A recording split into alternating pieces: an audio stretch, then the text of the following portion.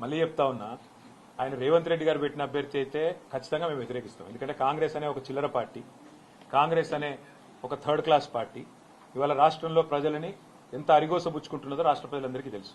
మరి అట్లాంటి third class ముఖ్యమంత్రి, థర్డ్ క్లాస్ పార్టీ పెట్టిన అభ్యర్థిని మేము సమర్థిస్తారని మీరెట్లా అనుకుంటారు? నాకు అర్థం కాదు.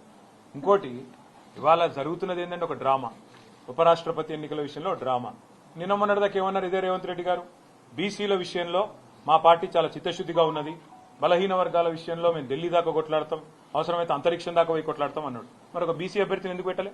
అంత ప్రేమ ఉంటే తెలంగాణ నుంచి ఒక బీసీ అభ్యర్థి దొరకలేదు, కంచయ్య గారిని పెట్టేది ఉండే. తెలంగాణ నుంచి ఒక బీసీ అభ్యర్థిని పెట్టి ఇగో ఇది మా చిత్తశుద్ధి అని చెప్పుకునేది ఉండే. అంటే బీసీల మీద ప్రేమ మాత్రం నోట్లోనే ఉంటుంది. మళ్ళీ ఎన్నికలు నిలబెట్టే టైంకి వచ్చే వరకు మాత్రం బీసీలు కనబడరు మీకు. అట్లాంటి మీ మాటలు మేము నమ్మాలి, మీ మాటలు నమ్మి మళ్ళీ మీ వెనక నిలబడాలి. నేను అడుగుతానమ్మా, మీరేమైనా మెహర్బాన్ చేస్తుండ్రా మాకు? మేము సర్వస్వతంత్రమైన పార్టీ, మేము డెఫినెట్ గా ఎన్డీఏలో లేము, ఇండియాలో లేము. మేము మా మోడీ మా బాస్ కాదు, రాహుల్ గాంధీ మా బాస్ కాదు, తెలంగాణ ప్రజలు మా బాసులు. వాళ్ళ ఆలోచనకు అనుగుణంగా, వాళ్ళ అభిప్రాయానికి అనుగుణంగా మన నిర్ణయం ఉంటుంది. ఇక్కడ ఒకటి మాత్రం వాస్తవం, రెండు పార్టీలు దొందు దొండేనండి.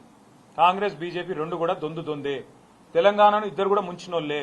11 ఏళ్లు బీజేపీ ఏం చేయలే, 2 సంవత్సరాలకు 20 నెలలుగా కాంగ్రెస్ ఏమీ చేయలే, ఇచ్చిన ఒక్క మాట నిలబెట్టుకోలే. ఆ ఇద్దరు అభ్యర్థులను మేము అంత సీరియస్ గా తీసుకోవాల్సిన అభిప్రాయం ఆలోచన ఉంటుందని నేనైతే వ్యక్తిగతంగా అనుకోను. కానీ పార్టీగా, ఎందుకంటే నా ఒక్కడ అభిప్రాయం పార్టీ అభిప్రాయం కాదు, పార్టీగా మేము కూర్చుని ఆలోచించి డెఫినెట్ గా మా ఎమ్మెల్యేలు ఉన్నారు, మా ఎంపీలు ఉన్నారు, మా ఎమ్మెల్సీలు ఉన్నారు, మా ఇన్ఛార్జీలు ఉన్నారు, మా స్టేట్ కమిటీ ఉంది, అందరం అవసరమైతే పెద్దలు కేసీఆర్ గారితో మా అభిప్రాయాలు చెప్పి ఒక పార్టీగా నిర్ణయం తీసుకుంటాం. వ్యక్తిగతంగా నేను అనుకోవడం మాత్రం రెండు కూడా దొందు దొందే. కాంగ్రెస్ బీజేపీ రెండు దొందు దొందే. రెండు తెలంగాణకు పనికొచ్చే పార్టీలు కాదు, రెండు ఢిల్లీ పార్టీలే.